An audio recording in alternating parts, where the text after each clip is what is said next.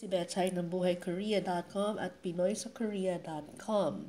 So, sa pagpapatuloy po ng ating Learn Korean in Filipino, nasa Lesson 11 na po tayo. Sa Lesson 11, pag-aaralan natin ang tinatawag na final consonant. Okay? Or yung patchim. So, bakit importante ito? Kasi maraming consonants ang Korean, ang Hangul.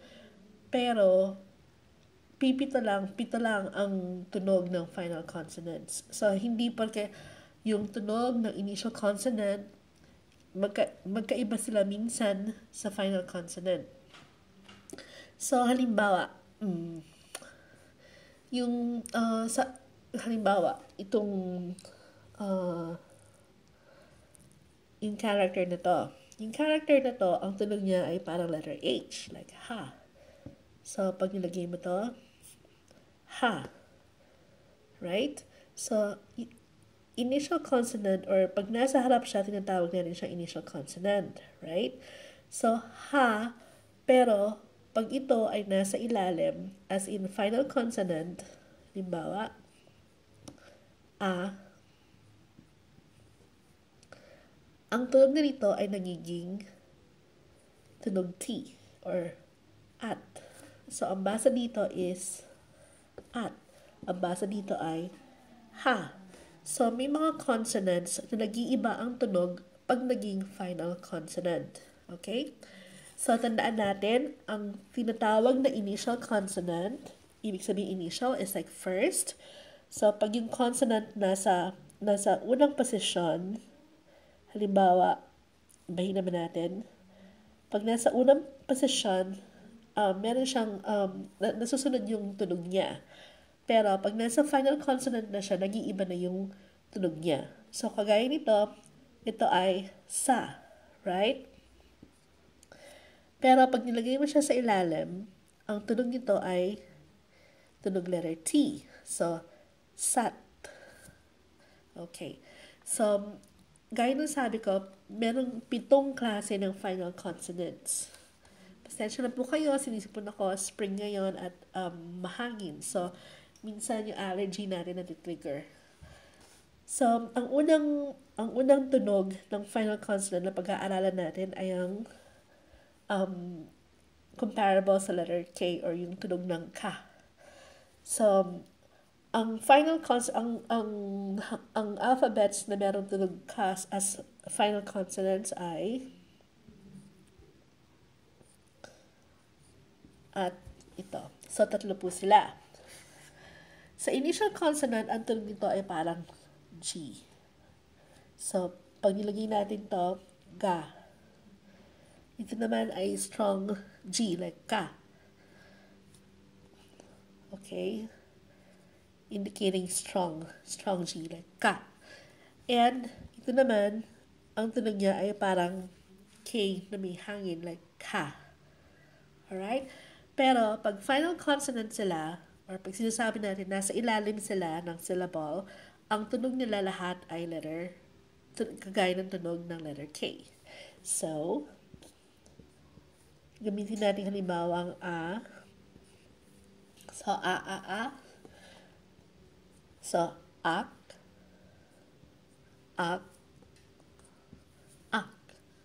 So, lahat sila dito, ang tunog niya ay kagaya ng sa letter K. Okay? So, yun yung pinakaunang final consonant na sound. Pangalawang sound is yung character na to. Sa initial consonant, pag nasa harap siya, ang tunog niya ay parang letter N. So, ito ay na. Hindi pero, pag nasa final consonant din siya, ang tunog niya ay letter N din. So, ito ay a, and then yung N sound, so, an. Okay? So, pareho lang. So, ito yung pangalawang tunog ng final consonant. Pangatlo naman.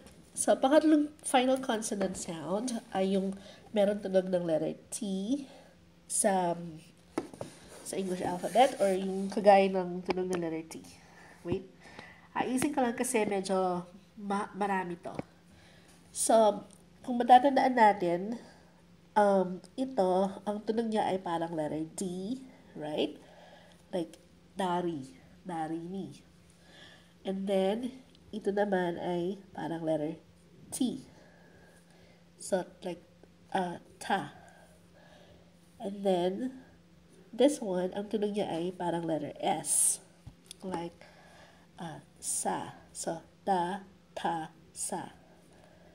Ito naman, ang tunog niya ay stronger S. Like, sa. Okay? And then, this one, ang tunog niya ay parang letter J. So, ja. And then, this one, para siyang sound na cha. And, ito naman ay parang H sound. So, pag nilagyan natin sila ng vowel na A, halimbawa. Okay? So, nasa initial consonant sila. Or beginning sound. So, this is da, ta, sa, ja, cha, ha. Pero, pag final consonant sila, ang tunog nila lahat ng tono na pag nasa final consonant, ang tunog nila ay letter T. Okay? So, hindi ko inaasahan na memorize natin to agad-agad. Kasi kahit ako, hindi ko sila na-memorize agad. So, it took me some time to learn them. Na maging natural for me na ang tunog nila as final consonant is letter T. Okay? So, halimbawa, so, a, at. At.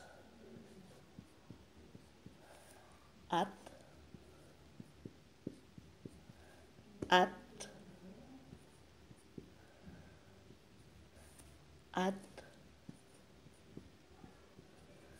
At. Pinakahuli, at. Sa naiintindihan niyo po? Pag initial consonant sila, pag nasa harap, ito yung tunog nila. Da, ta, sa, ja, cha, ha. Pero, pag nasa final consonant sila, nasa ilalim, ang tunog nila lahat ay gaya ng sa letter T. Like so, at, at, at, at, at, at, at. See? So, ito po yung pangatlo. Ang pang-apat naman, pang-apat na final consonant sound is yung tunog ng letter L. Okay.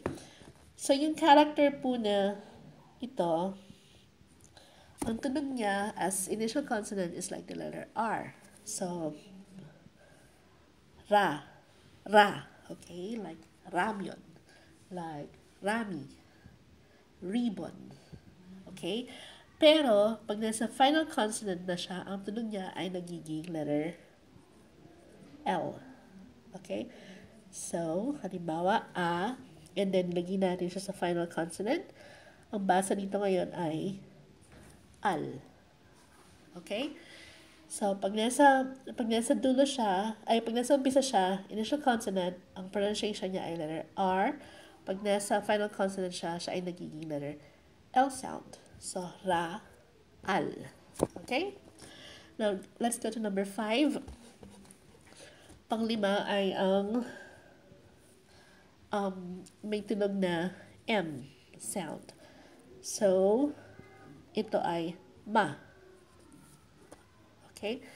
Pero, pag nasa ilalim din siya, ang tunog din niya ay M sound. So, a, am. Okay? So, pareho lang. So, ito yung number 5. Now, let's go to number 6. Yung number 6 naman po ay yung may P na sound sa final consonant. So, ito pong character na to, ang tunog niya ay parang B, right? Like pa. And then, ito naman pong character na to, ang tunog niya ay parang P na may hangin, like pa. So, this is ba, and this is pa. Pa.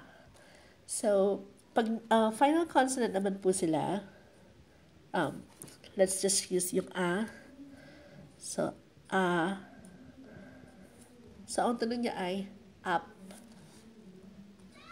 At dito rin, ang tunog niya ay up. So, ito, ang tunog nila pag final consonant is like the letter P. Up. Okay? Ito yung number 6. And then, now for the last final consonant sound, yung bilog na sinasabi natin. So, ito, gaya ng sabi natin, pag initial consonant sound siya, gaya nito, wala siyang tunog. So, ito lang yung may tunog, a. Pero, pag ito ay naging final consonant, it takes sound of NG. Like ito, right? And then, inad natin to sa final consonant. So, ang tunog niya ay ang. Okay? So, and then, kasi wala siyang tunog pag initial consonant. And then, pag nasa final consonant na siya, ang tunog niya ay NG or ang. Alright? So, yung final consonant, ang tawag dito sa Korean is patchim. Patchim. So, may mga salita na, may mga syllables na may final consonant, meron din syllables na walang final consonant. Now, merong rule na pag nagbabasa ka ng patchim, and then, yung kasunod niyang word is, yung kasunod niyang syllable is vowel, kailangan mo i-carry over yung tunog ng patchim sa susunod na vowel. So, halimbawa, So, okay. Kaya nyo basahin to? Ito ay and then M sound, And then this is a, ak, right? So, kung titignan natin, ak siya. Pero, dahil ito ay vowel, so, yung sound nito, ito transfer natin dito. So, ang magiging tunog niya, tunog lang ha, hindi yung pagsulat. Ang magiging tunog niya ay parang and then mak. Mak. Ang ibig sabihin ng umak ay music. So, gaya na sabi ko, pag yung patchim or final consonant ay sinundan ng isang syllable na walang consonant, maki-carry over yung tunog nito sa susunod na vowel. So, hindi po umak ang pronunciation niya. Ang tamang pronunciation ay umak. Okay? Umak. Pero, ang spelling niya ay ganito pa rin. So, ito yung spelling. Pero, ang spelling to, ang pronunciation ay ganito. Okay? So, spelling, umak, pero pronunciation is umak. Okay? Next, so magawa pa tayo ng ibang examples. So, wait. Okay. Hangugo. Han. Gu. Hanguk. So, gaya na sabi ko, ang tunog nito talaga sa initial consonant sound ay parang letter G, like ga. At ang tunog niya sa final consonant sound is like letter K, ka. So, pag binasa natin, hanguk. So, lagyan natin ito. So, gaya na sabi ko, wala siyang initial consonant. Pag walang initial consonant, yung tunog nito maka-carry over doon. So, kanina, pag binasa natin to, hanguk, right? Pero, pag nilagyan natin ng syllable na walang initial consonant gaya ng o, so hanguk, o, hindi po ganun ang basa natin. So, pag binasa natin siya, ang nagiging han-gu-go. Okay? Pronunciation ng puto, ang tamang pagsulat ay ganito. Hanguk o, pero ang basa natin ay Hangugo. Hangugo. Ang ibig sabihin ng Hangugo ay Korean language. Hanguk means Korean and then o is language. So, Hanguk o ang spelling, pero ang basa natin ay Hangugo. Hangugo. Okay? So, isa pang example.